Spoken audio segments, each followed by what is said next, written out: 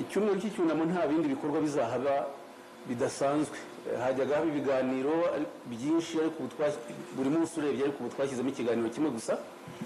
Icyo kiganiro kizaba ku itariki 7 mu gitondo, nicyo kiganiro cyonyine gihari. Ni ikiganiro cyuzuye, ubutumwa burimo burahagije ku buryo abaturage nibabukurikira bazavanamo isomo ry'ubumenyi, ariko nuko bashobora kwitwara, bagomba kwitwara mu minsi. Icyo dusaba rero nuko abaturage bose bitabira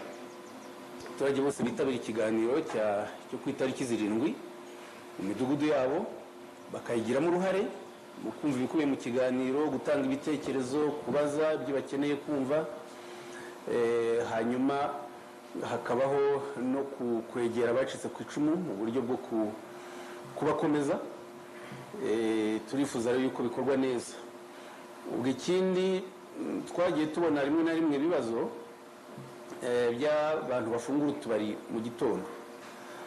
Utubari ntabwo twemewe mu gitondo ku itariki 7 kuzageza igihe igikorwa kizaba kibera ku rwibutso rwa Kigali kizaba kirangiye.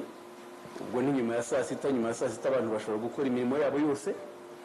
Igihe ibiganiro bizaba birangiye no kuganira byakorwa, ariko ndanibutsa yuko mu cyumweru cy'icyunamo itegeko rigenga igikorwa cyo kwibuka riteganya yuko mu cyumweru cy'icyunamo ibikorwa byo kwishimisha bihagarikwa. Ibi bikorwa mu buryo bwa rusange, ni ukuvuga nk'imikino y'umupira n'indi mikino yose igamije kwishimisha gusa, ubukwe n'ibindi, ibyo ntabwo bikorwa. Itegeko rirabiteganya ko bitemewe, ariko imyitozo ngororamubiri y'umuntu akora ku giti cye, iyo ngiyo irakorwa igamije kubungabunga ubuzima bw'abantu.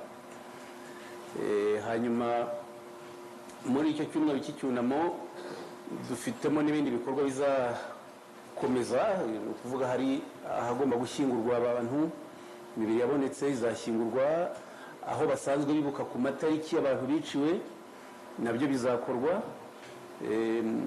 muri icyo gihe cy'iminsi 7, ariko binakomeze kugeza ku itariki 3 Nyakanga, aribwo iminsi yo kwibuka isozwa, hakurikiraho itariki 4 ari umunsi wo kwibohora kw'igihugu.